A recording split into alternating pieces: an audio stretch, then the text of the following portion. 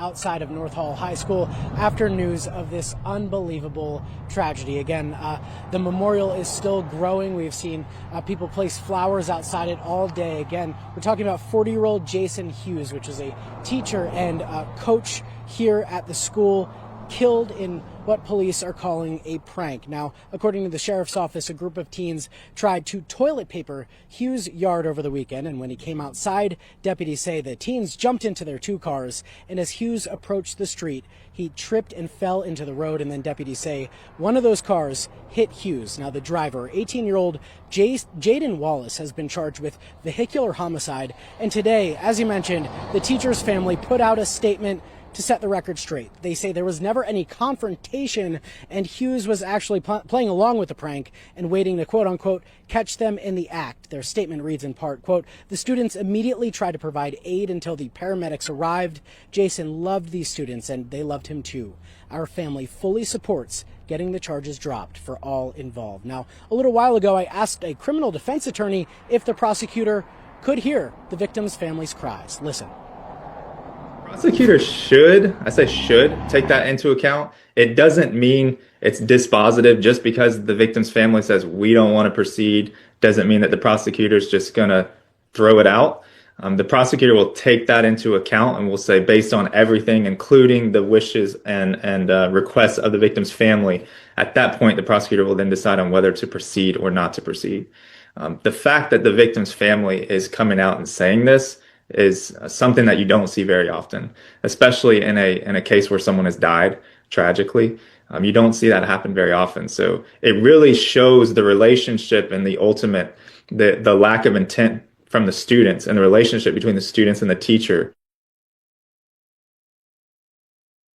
District Attorney's Office, of course, we reached out to them to see if anything has changed, especially after the family put out the statement, but we have not yet heard back from them. Meanwhile, the Hall County School Superintendent has also put out a statement saying, "Our hearts are broken. Jason Hughes was a loving husband, devoted father, and passionate teacher, mentor, and coach who was loved and respected by students and colleagues."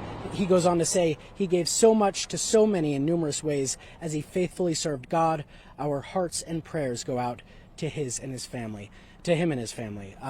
Now back out here live, they do say that grief counselors were here on site on campus throughout the day trying to help students and faculty get through what is such a heartbreaking time. Now, we do believe that school is still in session at this point. There are still students here on campus. We are trying to keep our distance and remain respectful to them as they try to process their grief today. But that is where things stand at this point.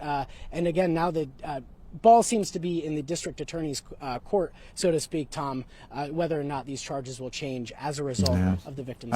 This is a tragedy in so many ways, Rob. A teenage prank gone horribly wrong, a heartbroken family this afternoon, calling for mercy in this case, which is pretty remarkable in and of itself.